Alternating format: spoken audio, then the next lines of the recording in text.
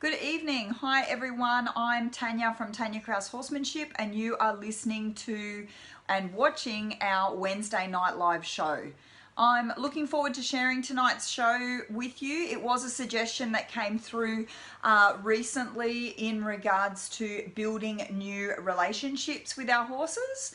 And for those people that have got a new horse or what I also wanted to include in tonight's show was when we've got a horse that maybe trust has been broken and we're looking to rebuild that relationship.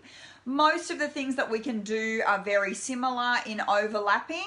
Sometimes when there has been a violation or a break of trust, so to speak, it can take that little bit longer. So you may have to slow down even more if you've got a horse that's happened to. So when I'm talking about a violation of trust, it's generally an incident or an experience that's happened between the two of you. Sometimes it can be if the horse has had an accident and you're doing some kind of veterinary treatment. So obviously horses don't really understand veterinary treatment, so when you're having to catch them every day and maybe create a little bit of pain when you're giving them injections or you're wrapping legs or dressing wounds and things like that, sometimes that can be enough to get the horse sort of walking away from you and really not being that interested in your company. And it can be a little bit of a knock to the relationship.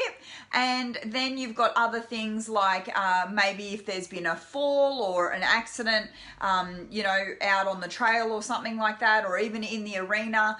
Oftentimes, if we've had a fall, we sort of understand how we feel about it because it's us that's feeling nervous or we've lacked confidence, and we keep replaying it over and over in our mind because, we are trying to figure out how it happened and we're trying to figure out how we're going to come back from it and all of those things.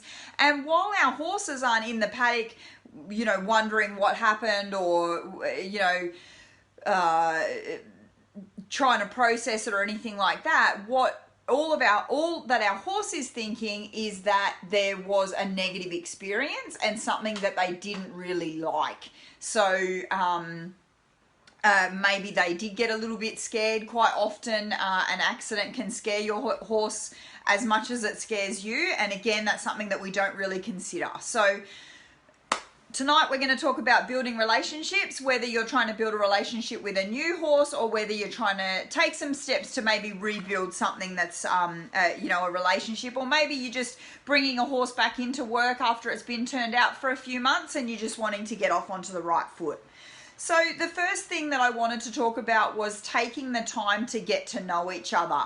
I've heard a few occasions where people have maybe purchased a new horse, they've put it on the trailer or they've got it delivered or something like that, and they get it home, and that afternoon or the very next day they're saddling up and they're taking it for a ride. I really feel like when you're trying to build a relationship with a horse, I don't think that riding it straight away or immediately first up is necessarily the best thing.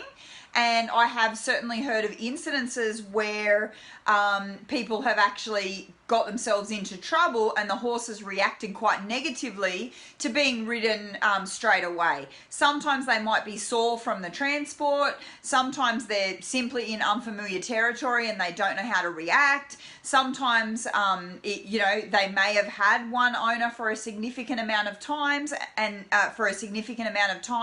and they're nervous because they don't know you and all of a sudden you're on their back. And it can be many, many factors that can contribute to it not going 100% perfectly well or in a way that is desirable to you or the horse. So it's really important to just slow down and get to know each other, maybe hang out just doing some work with the horse passively, not necessarily actively. So maybe just simple things like grooming, or maybe leading him around his new paddock so you can show him his paddock or where he's going to be living. I used to do that with all of my horses. whenever we put a new horse into a paddock, we always used to walk it around the fence lines purely to show it where the boundary was, purely to show it where the fence line was, because as many of you have probably experienced, when you turn a horse loose in a new area, sometimes they're really excited about that and they take off at 1,000,000 miles an hour and they don't necessarily always see where the fence is. They're not always looking for the fence, or maybe the fence is in an unexpected sort of a spot. So, simple things like just, haltering, leading, maybe some grooming, picking up their feet, getting to know them in those kind of passive ways is a really good investment into the start of the relationship.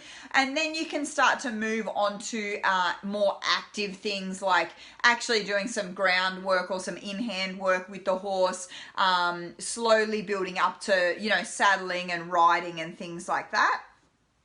It's important to know the difference between company versus training, passive versus active, fun versus work. We want to try and immediately find a balance between all of those things for our horse. And it's, as excited as we are when we get a new horse home, or when we finally get to bring our horse in from the paddock.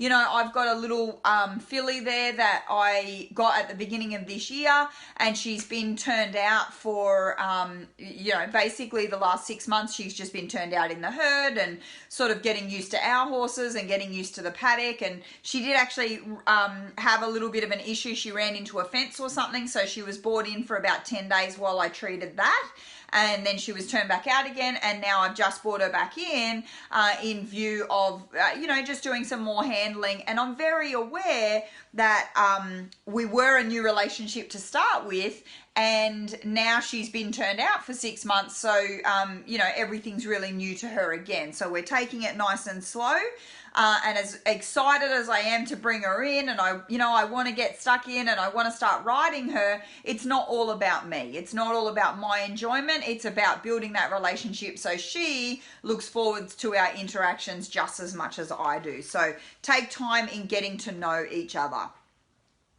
The second one is set the ground rules immediately. Sometimes we find ourselves in a situation where we might be a little bit lenient in a few areas because we're wanting the horse to like us, and so we're sort of, I'll deal with that later. I really want him to like me. I don't want to tell him he's wrong, etc., etc. And unfortunately, that can actually contribute to the horse's lack of trust, or contribute to the leadership not being established early and the confidence not being established early. When you've got a horse that is been taken out of his normal environment, and he doesn't know where he is, and he doesn't know the people that are around and all of those things, we have to realize that setting some boundaries is going to give him confidence. He can then understand where we're coming from, what's happening, what the expectations are, and all of those things. So whilst I'm quite happy for you to spend company time with the horse in terms of establishing relationship, you also need to set boundaries in terms of, this is how I expect you to conduct yourself. This is the space. This is my space bubble. This is how I want you to lead. This is how I want you to pick up your feet, etc., etc. So absolutely don't do things that you're thinking in the back of your mind that you're going to change later. A boundary is a boundary. The expectation of the execution of whatever you're doing may change as the horse becomes more familiar or more educated or more confident, but the boundary within itself, don't eat grass while you're online, stand patiently while I put the saddle or the rugs on, stand patiently while I hose you. All of those things are things that you would set that expectation immediately as a boundary, and that's going to give the horse confidence in knowing where he stands and how to react and relate to you. Number 3 is being consistent. So it's about being consistent in how we ask for something. So when we get a new horse, it can be really tempting to vary from what we normally do. So for example, I'm picking up the horse's foot, I reach down, I go to pick up the horse's foot the way that I would pick up every other horse in my paddock's foot, and for some reason the horse doesn't respond. So then I think, oh, maybe that's not his cue, and I start, trying something else, and then I change to something else, and then I change to something else, because I'm trying to find out the cue that has been built in for this horse. And whilst that is positive, because I'm trying to find something that's familiar to him, to explain to him, for example, that I want him to pick up his foot, what I have to be aware of is that I'm going to consistently ask him the way that I ask for a horse's foot to be given to me, no matter which horse that I ask. And so I have to understand that the way that I ask for things to be done, I need to introduce that way to him now. Am I saying don't give him a hint and don't, touch him up further up the knee or something like that to say, hey mate, come on, or give him a little vocal cue or something like that? I'm not saying let him struggle and let him try and figure out what it is that you're asking, but what I'm saying is be consistent in the way that you're doing things so he can become familiar with your maneuvers, and you're not going to change in a week or two when you've forgotten that you adjusted yourself or your training behaviors towards this horse. The second thing in being consistent is about our expectations. So we do need to be consistent in our expectations, and while our expectations of the way the horse conducts himself or does something may fluctuate, we may give him a little bit of grace or a little bit of leniency, not in boundaries but in execution of things, because he's new, or he may be lacking confidence, or he doesn't know us, etc., etc. What we have to realize is that our expectation, again, back to picking up the foot, if I'm picking up the foot and I expect the horse to hold up the foot while I'm, until I'm finished picking it up, I'm not going to deviate from that. Obviously, you have to be realistic about your expectations. If you've just bought yourself a foal, you're not going to expect him to stand there with his foot picked up for 10 seconds if he's never had his feet picked up before. But if you've bought yourself a horse that, the owner assures you that he's been, trimmed or shod or whatever regularly, and they pick his feet out every day, well, you're going to expect that horse to hold his foot up. And if he does put the foot down, you're going to go ahead and pick it up again. You're not just going to say, oh, well, that, we'll get to that later. That's just because he's a new horse. So be consistent in how you conduct yourself around the horse, how you ask him to do things, and be consistent in the expectations that you're presenting to him. Something that we need to consider here is to just be that little bit empathetic towards the horse. Sometimes I think that we take for granted, we've gone and ridden the horse, we've got him on either our trailer or we've put him on a truck and we've chucked him in a paddock, and we sort of think, oh, basic needs are met, he's got food, he's got water, he's got grass, and we might not necessarily realize the massive event that the horse has just gone through. He's been removed from his home, so he's been removed from his familiar paddock. He's been removed from his security, which is his paddock buddies or the horses that are around the fence. He's been removed from his source of food and care, so his owners and the people that care for him. He's been removed from water that is familiar to him, grasses that are familiar to him, feed that is familiar to him, routines that are familiar to him, etc., etc. So it's kind of the equivalent of us being maybe, sometimes we use the example of, hopping on a plane and going to an unfamiliar country. But the difference with that is that as a human being, we logically understand what's happening. And whilst we don't understand the language and we might get lost or we don't know where we are, we have this security in knowing, oh, I'm in Japan, I'm lost, I can't speak the language, but I'll figure it out. The horse is basically has been kidnapped. He doesn't know what you're going to do with him. He doesn't know where he is. He doesn't know if he's ever going to see the other people or horses again. He's really in a complete state of not understanding what's going on, and he's in a completely unfamiliar territory in every way. So we have to be very empathetic towards that and understanding when it comes to our horses, when we've bought a new horse or something like that. And we need to start introducing some kind of routine.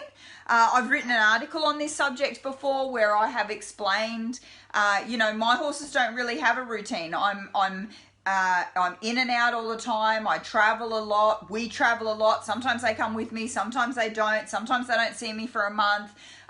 So they have routine in terms of their paddock remains consistent, their horses remain consistent, and that sort of thing. But I sort of come and go. We might feed them at different times. We might catch them at different times. But to our horses, that is their routine, is that we can sort of pop up at any time. That has become their normal. So with new horses coming into the herd, that they quickly adopt and adapt and realize that is the normal for our herd. But when you've got a new horse that is potentially sort of worried and scrambling and is in all that unfamiliarity, it is a really good idea to try and establish a routine for at least a couple of weeks, so the horse gets to find some comfort in the fact that, you're going to turn up at 6 o'clock in the morning, you're going to turn up again at 6 o'clock in the afternoon, you're going to feed him, you're going to rug him, etc., whatever it is that your processes are. So that's one thing in regards to timing, trying to establish a timing routine. The other kind of routine that we can do with horses that we're pulling into unfamiliar territory is contacting, if you have purchased a new horse, finding out what the routine was at the old premises. And that extends to, maybe you're a person who is going to rug the horse and you find out that it's never been rugged. So maybe it's a good idea to not rug the horse for a month or so until the horse gets very confident with you, and then you can introduce the rug. Maybe you're not a rugger, but where he's come from, he's been rugged day in, day out for the last 5 years. So maybe it's a good idea to rug him so that familiarity remains while he gets used to you. The same with his feed. Maybe your intention is to change his feed. I wouldn't recommend changing a horse's food as soon as he arrives at your new premises. Maybe you want to start phasing out the feed that he was on, sure thing, but maybe you can feed him his familiar food for a couple of weeks again, so he's just got that little bit of a security blanket. I don't know where I am and I don't know who these people are, but hey, my dinner's the same, so that's something that I can rely on. Obviously, horses don't think in those terms, but I'm trying to humanize it for you guys to understand, where I'm coming from. You can also establish little routines in regards to before you work the horse. Maybe you're going to sort of tie him up and groom him and pick up his feet. Maybe you're going to do a little bit of groundwork before you ride him. You can make those sort of things in a pattern. So pick up the feet in the same, the same four, like one after the other. You can, groom him in the same way. So body, mane, tail, forelock, little things like that. Just let the horse relax into it. So he's sort of not thinking, where's she going? He's going, that's right. She does my body, and then she brushes my mane, and then she brushes my tail. And it can be these little tiny things that can really lend into building the confidence for the horse. So trying to establish some kind of normalcy. So I touched on that within that routine. So if it's normal for the horse to be rugged, keep rugging him for a little while. Find out what his feed was. Keep feeding him his same feed. Treats. Maybe the previous owner was a treat giver. Maybe give him treats for a couple of weeks, even if you're not a treat giver. If you are a treat giver, maybe don't give him too many. That's probably a reverse one, that he may look forward to getting treats, but he also might find himself a little bit sort of, what's treats? I don't know what they are. You might find that they might not take them out of your hand. But anything that can remain the same, maybe even buy the rugs with him, so they're his rugs, they're not new rugs. Anything that you can sort of have that's the same and familiar to him is going to help him settle into this new these new routines in this new environment.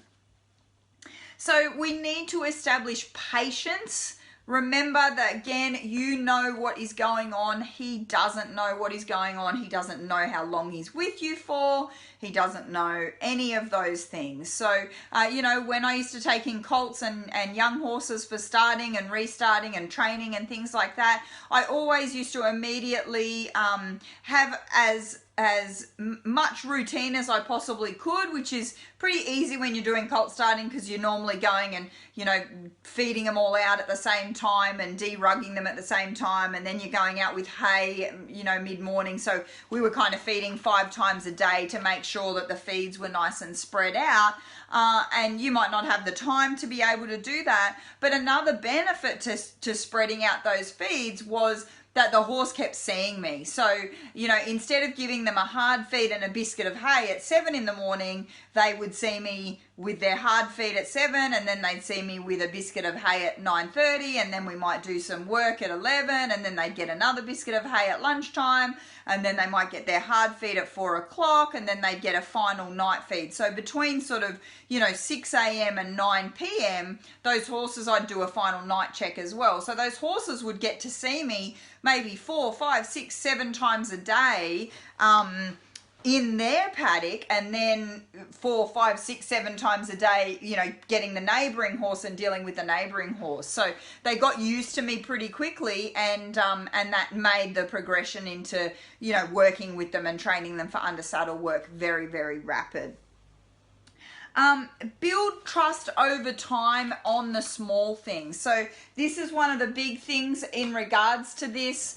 Sorry, I keep fussing because I've got a heater next to me, and 1 minute I'm hot and the next minute I'm cold.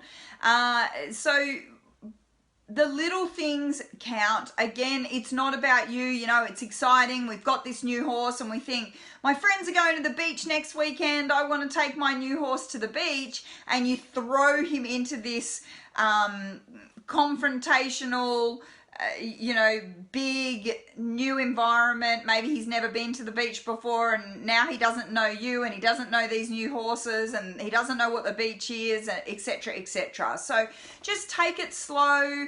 Build trust over time. Do lots of little things.